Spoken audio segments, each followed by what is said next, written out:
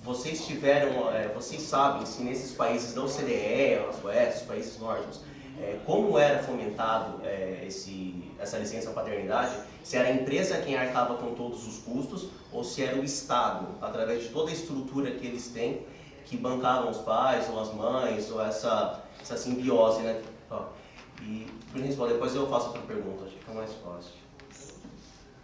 Bom, é que assim, em alguns países desses que a gente citou, por porcentagem, não estou com a lista aqui, mas depois eu mando, porque tem uma lista que sai em todos os países, e qual que é a porcentagem que eles pagam do salário quando o pai tira essa licença paternidade ou quando a mãe tira, porque é igual, né? Tanto para um quanto para o outro. Na Coreia do Sul, que eu citei, que 2% dos pais tiram, eles ganham quase metade do salário. 50, alguma coisa assim, tem uma porcentagem. Que eles não ganham o salário integral, entendeu? E na Alemanha eles ganham o salário integral durante um período, né? E depois de um ano, se eu não me engano, não lembro, porque lá são acho que 2 anos. Aqui tem a porcentagem, tá vendo? A porcentagem que eles ganham de remuneração. Deixa eu ver, olha. No Canadá também é 55%, no Japão é 60%, mas tem uma lista com todos os países e qual a porcentagem. Depois eu vou ver certinho. Mas não é integral, mas assim, como tem a cultura, eles entendem que vão ganhar menos e eles podem optar. Porque quando o salário baixa, ele pode falar assim, não, eu quero voltar a trabalhar porque eu não quero que o meu salário diminua. Entendeu? Então, a maioria opta por tirar todo o período. Boa parte, né, pelo menos analisada, eles tiram todo o período, mesmo diminuindo do salário. Porque daí quando você faz que nem como você citou, eles já fizeram isso lá atrás. É uma cultura forte hoje. Entendeu? E não só uma cultura forte, como criou-se um mercado para isso. Tem bares para pai com filhos. Lanchonetes, onde eles marcam, eles têm grupos de Face, de redes sociais, onde eles marcam de se encontrar com seus filhos, trocam ideias, tiram dúvidas, assim, o que um fez que deu certo com o outro. Aquela coisa que mulher normalmente faz com outra quando tem filhos, os homens também aprenderam a fazer isso, entendeu? Aquela coisa da cumplicidade, do entendimento do que eu posso aprender com os outros pais que já fazem, que não estão tirando pela primeira vez, entendeu? É mais ou menos isso. Então você cria um outro mercado, né? Você cria ambientes para pais com filhos. É interessante analisar isso. Tem muitos benefícios, né? É interessante saber que eles concordem em receber a menor do seu salário em razão disso. Sim. Porque eles entendem a importância, né, da presença na primeira infância. Mas o menor lá é bem maior. É a empresa que continua arcando ou é a Seguridade Social do país? Depende do país, né? Tem alguns países que é o país que é seguridade, tem outros que é empresa. Tem essa diferença também. Aqui no Brasil a gente tem um sistema aquele que você deduz do imposto de renda, que são as empresas cidadãs. Então a empresa que se compromete a aumentar esse período de licença, seja paternidade ou maternidade, ela deduz isso do imposto de renda depois. O que é quase que, né, tá ali, né? É outras formas de você fazer o negócio acontecer, né? A empresa não se sente punida. Né? Sim, e a nossa proposta também, como a gente tem a questão da lei da empresa cidadã, né, que foi uma lei implementada em 2008 pelo governo Lula, é uma proposta interessante de você aumentar a licença paternidade por esse meio. Então, segunda pergunta. Nas pesquisas que vocês fizeram, isso de forma sensível, mesmo que não tenha sido apurado de forma metodológica, vocês conseguiram perceber se há uma diminuição da inserção da mulher no mercado de trabalho, justamente por conta dessa campanha que governos, esses países primeiros mundistas têm feito, de que a população deles está reduzindo, e eles atribuem isso muito por conta da entrada da mulher no mercado de trabalho, que era um movimento que era muito forte, eles estão passando a criticar e estão fazendo uma campanha para poder conter isso, para que as mulheres voltem para os lares. Isso, assim, vocês conseguiram sentir a mesma coisa? Se tem essa movimentação nesses países ou não? Assim, esses países, assim, sensivelmente falando, né, porque ainda não fiz um estudo tão aprofundado, mas assim, o que a gente conseguiu apurar, né, Molho? Nos países onde o aumento da licença paternidade é realmente aplicado e dá certo, funciona, os pais realmente tiram esse período, são países onde a igualdade de gênero é mais equiparada. Não está 100%, mas está chegando lá. O projeto deles, da maioria, né, principalmente os países nórdicos, até 2030 está totalmente igual. Eu só fiz esses levantamentos porque justamente batendo numa tecla que eu bati, como vai ser orientação com a política pública, e eu não fiz isso de forma fundada, que nem vocês fizeram. Vocês têm um estudo, tanto que vocês estão propondo uma tese. Mas eu acho interessante a gente pensar algumas outras coisas que os países nos quais a gente tem se baseado para fazer essas políticas, para onde eles estão caminhando, porque a gente passa um momento também muito conturbado aqui no Brasil. Primeiro é que a gente vai ter que brigar com uma cultura. Sim. Segundo é que a gente vai ter que brigar com um legislativo que está jogando contra a gente, tirar do direito, para a gente pleitear que é tão importante, para a gente poder se pautar um pouco melhor, para poder ficar bem fundamentado. Sim, até uma questão assim, que quando a gente começou o estudo, eu até me questionei um pouco como que funcionaria, porque assim, estou avaliando países que são realmente desenvolvidos. Nós não somos um país desenvolvido, né? Nós estamos ali entre o subdesenvolvimento e o desenvolvimento, que é uma linha muito tênue. Agora, sim, no Brasil, a gente gosta muito de pegar projetos de leis da Europa, por exemplo, e aplicar aqui de forma aleatória. Como foi implementado quando você divide a guarda compartilhada, como que um juiz, como que propõe uma lei que você, de guarda compartilhada, parece um projeto maravilhoso, mas e o trabalho antes? Os pais estão preparados para dividir essa guarda com a mãe e assumir todos os encargos disso? A gente jogou uma lei lá, mas e daí? E o que foi feito antes, né? Então esse é o problema. Quando eu lembrei dessa lei da guarda compartilhada, eu falei assim, não, acho que não tem problema nenhum a gente aplicar isso, porque a gente até ajuda esse projeto. Entendeu? Nesse sentido. Tem uma coisa, a hora que vocês trouxeram o exemplo da Alemanha, da Suíça, eu fiquei encanadíssimo, porque é incomparável a diferença de maturidade social que esses países têm do que a gente tem. Então, e aí eu fui dar uma olhada nas estatísticas, né? Na estatística do ranking de desigualdade social, em relação à América Latina, o Brasil só ganha da Guatemala e do Paraguai. Aí fui para o outro ponto da comparação. Mas eu acho interessante que vocês estão falando, né, que essa seria uma ação de política pública no sentido de aumentar o grau no ranking, né, o Brasil no ranking. E eu achei bastante interessante isso. Eu pensaria em também apresentar, dar uma olhada nas políticas públicas de países emergentes, de como eles estão tratando isso, se tem alguns outros exemplos mais próximos da gente. Porque eu sinto que na hora de apresentar, para nós que somos sensíveis assim aqui agora, vai bem, mas, por exemplo, na hora de apresentar num congresso nacional, numa coisa, acho que é mais factível mostrar exemplos de políticas públicas em países emergentes, assim, sabe? Parecido. Mas o México serve, com 25 dias o México já serve como um exemplo 3 meses. possível. O Uruguai com quanto? 3 meses. Então, eu acho que isso poderia, eu sugeriria colocar isso na apresentação, sabe? Mais do que os outros países, sabe? Na verdade, assim, A gente pode usar o exemplo argentino. Devido ao tempo, a gente não conseguiu se aprofundar, mas a gente queria muito trazer exemplos de outros países, tanto próximo quanto do outro lado, né? Tipo, no outro extremo, para a gente entender até como que funcionam muitas coisas, por que foram aplicadas algumas leis aqui, como a da guarda compartilhada, que existe em outros países, principalmente na Europa, e não funciona tão bem quanto funciona lá. E aí você entende que foi aplicado um negócio aqui que não teve um preparo antes, a gente não tinha outras leis que amparassem essa guarda compartilhada, entendeu? Então, é uma coisa assim, se eu for pegar uma análise que eu acho interessante a gente colocar na nossa tese, que é a questão da guarda compartilhada, porque ela tem tudo a ver com o assunto, a gente entender quais países têm guarda compartilhada, como funciona, como é dividida a licença paternidade e a licença Qual foi maternidade. o processo do antes, né? Sim, exatamente, porque você entende que quando tem um aumento de licença paternidade, você tem um antes de uma guarda compartilhada.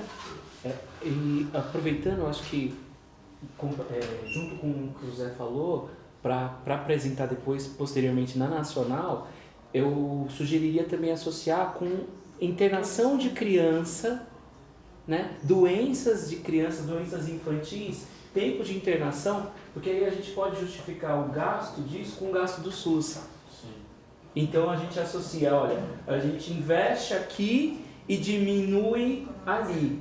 Então acho que é interessante esses dois pontos, porque é muito comum, por exemplo, em PS a mãe entrar desesperada porque, enfim, e como que poderíamos fazer isso com um tempo maior, desde do pré-natal com a mãe junto com o pai, como eu achei muito legal essa parte, de o pai receber instrução, porque a mãe está num momento que 2 segundos depois ela esqueceu tudo. E aí o pai junto do pré-natal, o pai junto nesses períodos, ele pode ajudar isso e evitar uma série de doenças na infância e associar. Eu acho que seria uma coisa que geraria números para um embate na questão financeira do projeto. Você colocar, não, mas esse país economizou X%, né, nessa parte infantil. E esses dados, pelo menos nos países nórdicos, todos existem. Então, você pode pegar a lei, sei lá, de 1970. Então, antes de 70, como que era o gasto? Depois de 70, qual? Então, dá para ver lá. Aqui no Brasil, a gente tem os dados de agora. Então, década de 90, início dos anos 2000, como está hoje? Se a gente aplicar a mesma porcentagem, quanto seria depois? E aí você teria valores para discutir.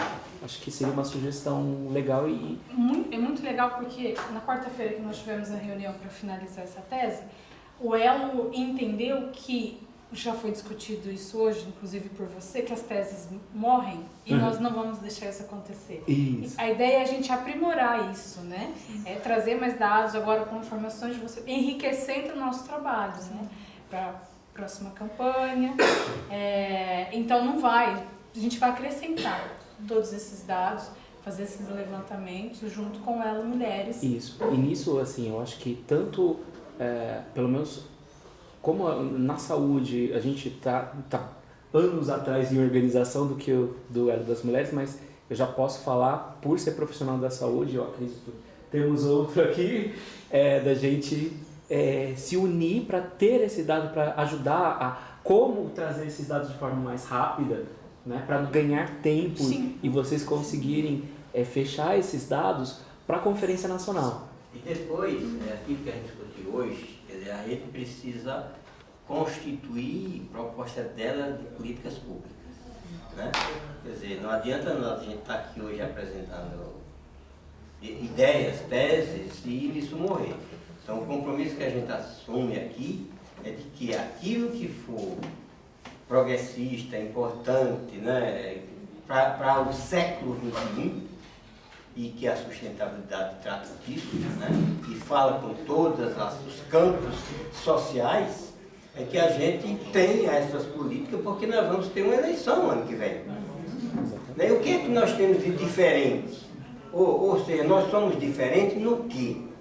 Então, essas ideias que vai fazer com que a gente apareça para a sociedade como diferentes e que quer uma sociedade que não é essa que está aí hoje. Sim. E pode construir as plataformas na campanha do ano que vem, não? Exato. Deputados estaduais e federais. Essa é uma proposta que os nossos candidatos, né, vão representar ele com essa forma de pensar diferente, inovando, fazendo com que a sociedade tenha os direitos que estão lá, por exemplo, presentes na Constituição, mas não basta estar lá.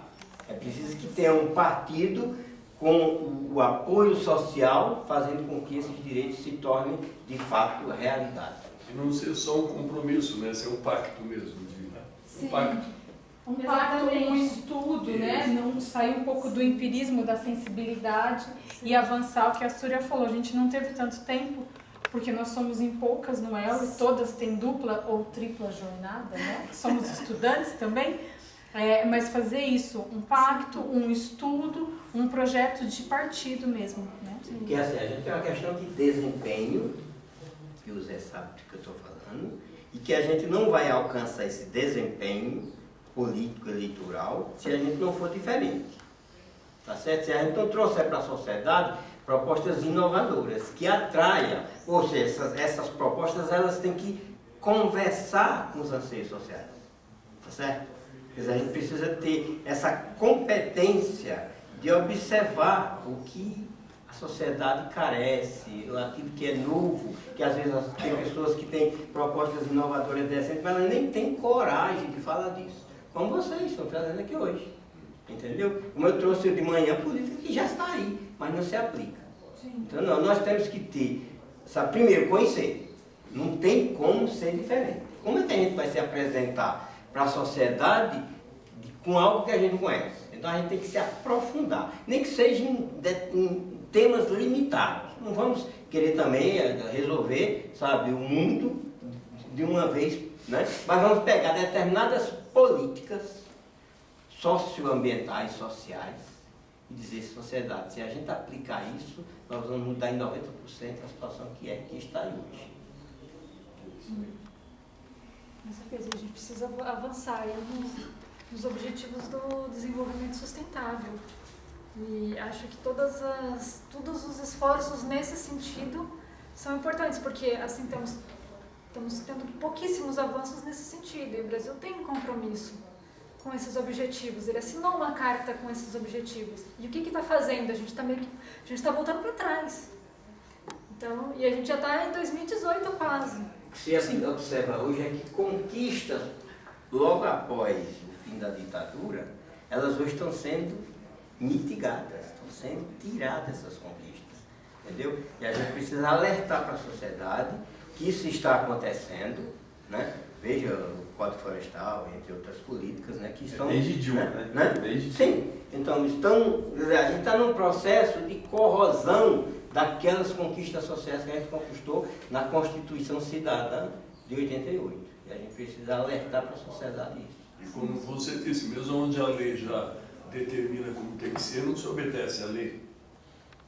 Aí não se pratica o que está no texto da lei. Daí a gente precisa ter no Congresso a rede presente, tem um número, e isso é um desafio que a gente precisa pensar para essa nova direção da rede estadual. Primeiro, ela precisa ter um compromisso afinado do que a gente quer. Quer dizer, as pessoas que forem, a partir de amanhã, conduzir o processo estadual, tem que ter um entendimento, precisa ter 24 horas por dia disponível, porque nós precisamos fazer campanha para deputado estadual, federal, senador, governador, se tiver presidente da República. Agora, em cima de que plataforma? Né? Nós estamos discutindo aqui, tá certo? E que isso, viu, Zé, seja um tempero, quer dizer, a gente precisa buscar na nossa militância, mesmo que não seja nossa militância, mas das propostas importantes que existem em outras esferas do movimento social, para a gente dizer, olha, pessoal, o que vocês estão propondo, nós queremos defender. Eu digo isso porque eu atuei na época do movimento sindical, né? Nas greves 78, 79, 80, e a gente chegou a um limite, fizemos greve aí, né? Agora não passou disso. Então nós precisamos de um partido político que transforme as nossas carências em projeto político. Por isso que se criou o PT, que deixou de ser o sonho, né? Eu costumo até dizer que eu continuo petista, porque eu continuo com menos ideias. O PT que deixou de ser petista, né? Então nós temos como opção a rede de sustentabilidade, que tem um olhar de sociedade diferente, que tem como instrumento principal de sua proposta política a sustentabilidade. E a gente precisa entender o que é a sustentabilidade, porque é um termo vago, tão vasto. O termo sustentabilidade, ele é tão vasto que termina sendo vago. Então a gente precisa aplicar, detalhar o que é sustentabilidade. E o que vocês estão trazendo aqui é sustentabilidade, tá certo? Para que a gente prepare a nossa militância para uma disputa eleitoral que não vai ser nada fácil, mas o que a gente diga tem a sintonia com o que o povo pensa ou sofre. Acabou o tempo, gente. Acabou o nosso tempo. Faz tempo. Acho que já faz tempo. Brilhante explanação, justificativa de por que é sustentabilidade. Gente, mas assim, Obrigada. olha, todas as contribuições, as perguntas foram muito boas. Porque, assim, Para contribuir aí com o nosso debate. vai ser muito enriquecedor e com certeza a gente vai pesquisar tudo que vocês colocaram. E melhorar. na questão. Sinceramente, eu nunca tinha pensado nisso.